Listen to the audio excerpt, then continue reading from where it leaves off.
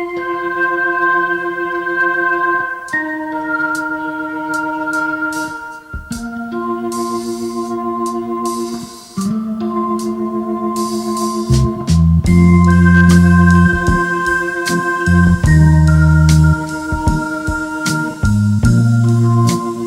here to talk on God's behalf of Skip. Because I'm a pastor, and Skip used to come to our church and play music with us, and he believed in God. And so I'm pretty confident where he is now. And people always say, you know, well, he's in a better place. I said, Miami? A lot of us musicians are getting much older. Let's just face it, we're not in our 20s or 30s anymore, and we're losing a lot of friends. And as human beings, it doesn't get any easier. It actually gets harder. The older we get, the more we actually feel. I've come to find out that it's basically a loan. We're just on loan. We're all loners, that's it. You get loaned this person, it may not be a long time, but if it was a good connection and a great connection with guys like Skip, then it lasts an eternity. Chuck had a real love for, I mean, he just fell in love with Skip. And he made sure that the last few years of Skip's life, he had some dignity, he had gigs, and he got to be who he was. I can promise you, it gave Skip a couple extra years. Yes, Tracy? It gave Skip a couple extra years. Chuck showing his love for this guy and making sure that he had a gig and somewhere to go no matter how bad he felt. It kept him alive. And so I think, you know, that's the kind of spirit, the kind of thing we should always continue to do, is help each other as much as we possibly can as musicians, especially now when times are, there's 20 dogs and one bone, let's be honest here. You're a righteous nature. And so now we should be sharing that bone. The more you can help each other. Somebody says, hey man, can you help me get in that gig? A buddy of mine, some of you know Burton Zimmer, a week ago he goes, hey man, I'm playing this gig, you guys should be playing there. Give me a CD so I can give it to the club owner. That's who we're supposed to be now. At this age in our lives as musicians, you know, Skip's peers, as peers, not too many of us are young kids anymore. And the more we can help each other, I think, the more we will all have. And on God's behalf, and Skip's behalf with God, like I said, I know that he knew him. We had many talks about it. He came and we play at our church sometimes. We had a church of mostly all musicians. Even in the church, Skip was always Skip. He was always on the other side of the stage for me. Skip, the song's in C. D! It's in C. E! Skip, it's in D. E! After today, don't forget that Tracy is alive. Don't forget that her is going to continue, and her emptiness and her loss is going to continue. And Cody, the kid, the good drummer, the kid. I'm serious. Stay in touch with her. Stay in touch with her. Call her occasionally and ask her and find out if there's anything she needs, because her and everybody else that has lost someone, the wives that are left behind, are not going to call you and say, I need something. Can you come help me? Seriously, stay in touch with her. And when we have friends that lose a husband or a wife, stay in touch with them. Because we're gone, the party's over today, she goes home to a house without Skip. All right? She might need money, she just might need somebody to talk to. How are you going to know if you don't contact her? Please make sure you do, okay? If you love Skip, do this one thing for him. This is what I'm asking for all of us to do for Skip, for this guy that you truly love. You just don't really, I mean, come on, was he just a really good guy? Yeah? God bless this night tonight. And thank you all very, very much for coming. Here's Chuck Strong. Thank you, Michael. I knew Skip for the last 8 years. Like Michael was saying, I met him through our little rock and roll church and through a little thing that Mike and I were doing, that karaoke duo thing, and we wanted to express ourselves a little bit more. We looked around for somebody to play with, and up popped Skip Van Winkle and Jimmy Powers. Jimmy Powers. What a combination. It was very interesting. Instantly, when I played with Skip and his bass pedals, there was a connection. I mean, those boots could do some magic. I had no idea this was. I just met this old guy that I really liked. On November 27th, I had Dallas Hodge scheduled to play with me at a place called Bergie's. Like Michael said, we couldn't get people to come to this Bergie's place for some reason.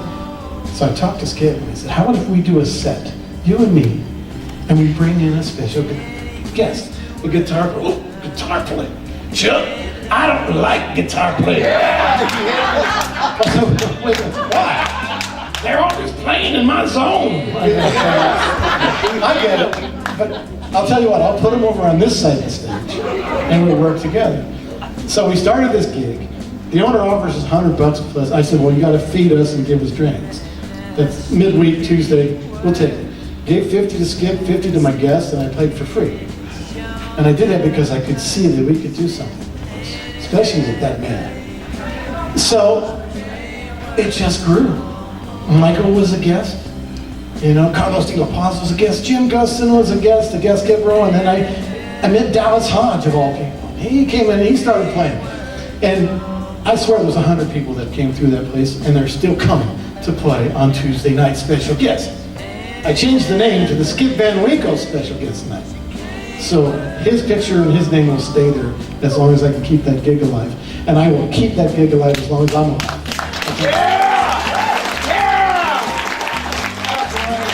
He was, I didn't know him in the young years, and I'm meeting some people that did.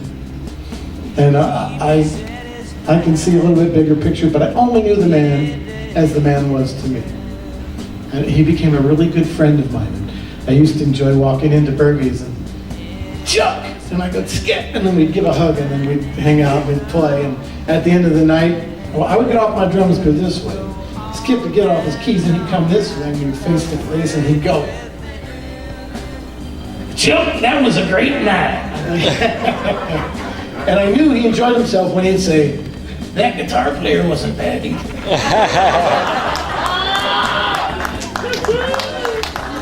So as we went on, we started making more money, so we bring a bass player in and ease up on him, but, you know, he'd kind of be, eh.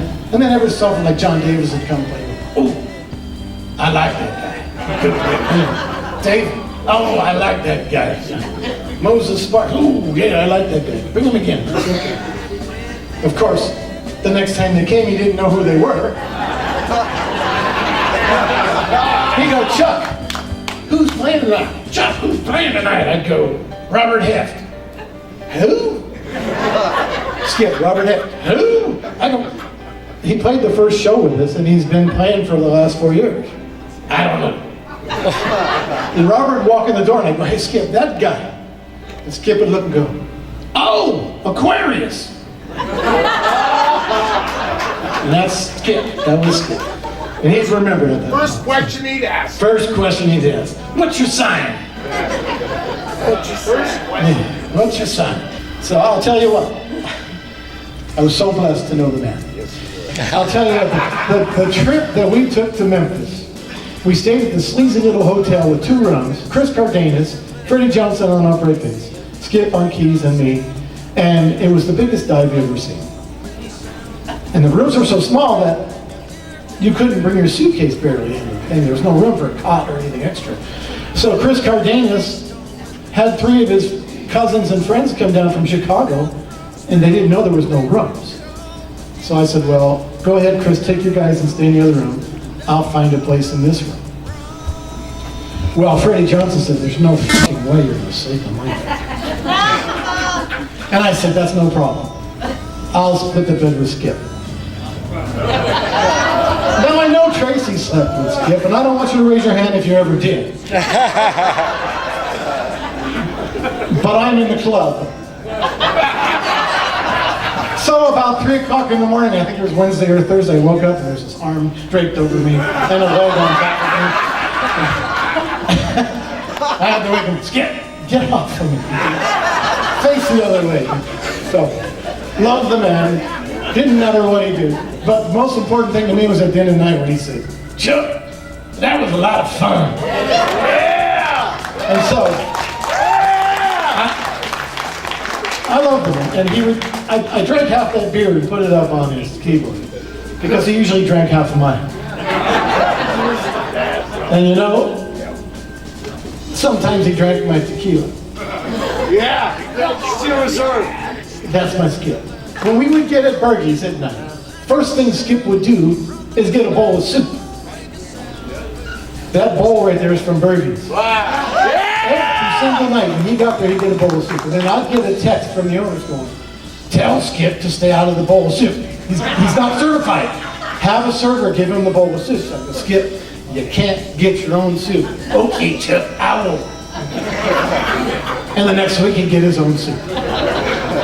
And we'd go through it again. Well, he would come in and he'd sit down at the front table with our friends, Julie and Dr. Richard Koritzkis, who support us very much so.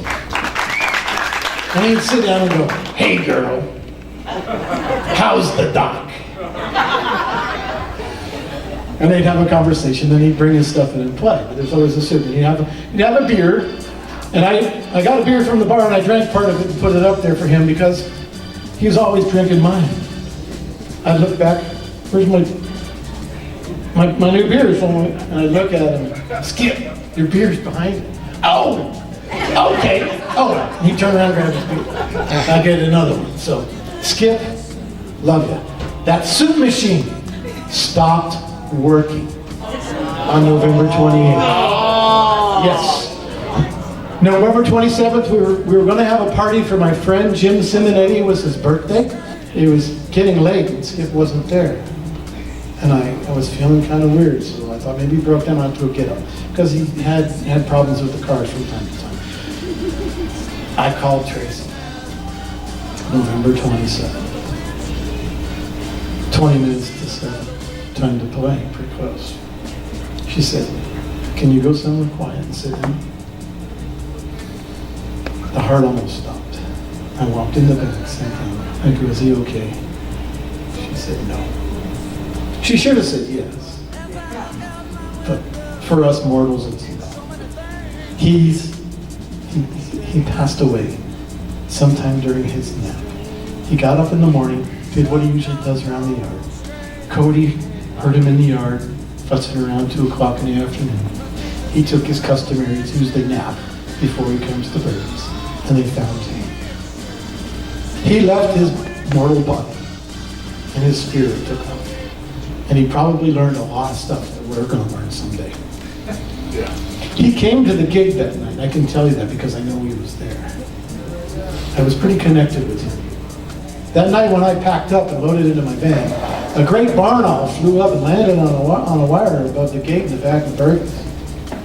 And I looked at that, I was getting in my van, and I pulled it up to the gate and got out, and it was looking at me. It was the weirdest thing. This beautiful gray owl. I'd never seen it. I opened the gate, got back in my van, pulled out, got out, it's still staring at me. And it watched me walk over. I put the gate together, walked back to my car, it's following me.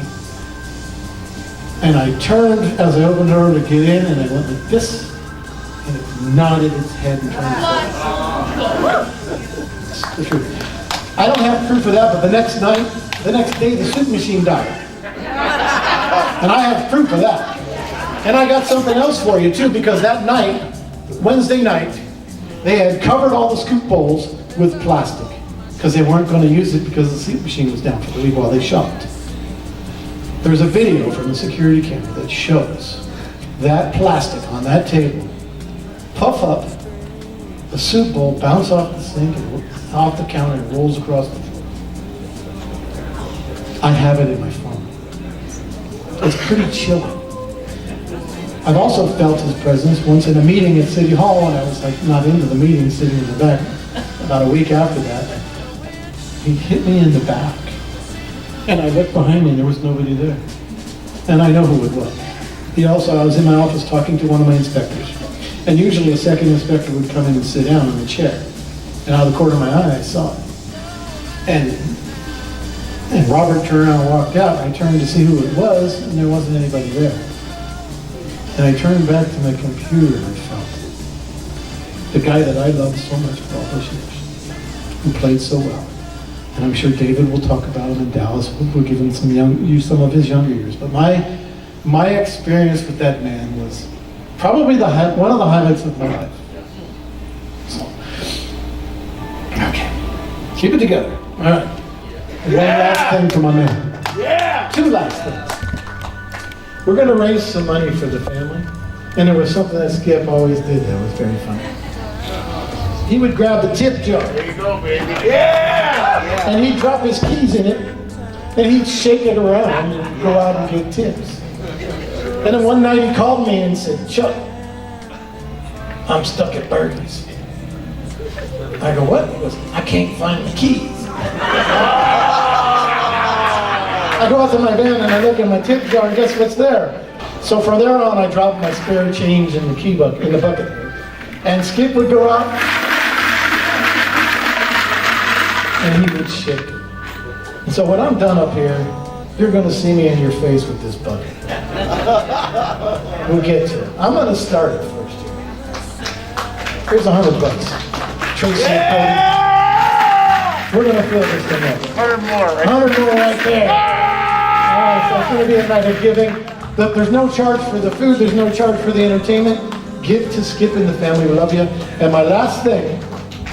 Yeah, baby. He couldn't keep his hands off my tequila. Don't dump it in the tip jar. So, brother.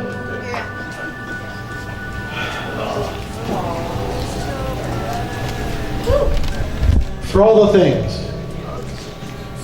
the man you were, the extremely unique character with a great big heart and a great smile. Love you, brother. You're here.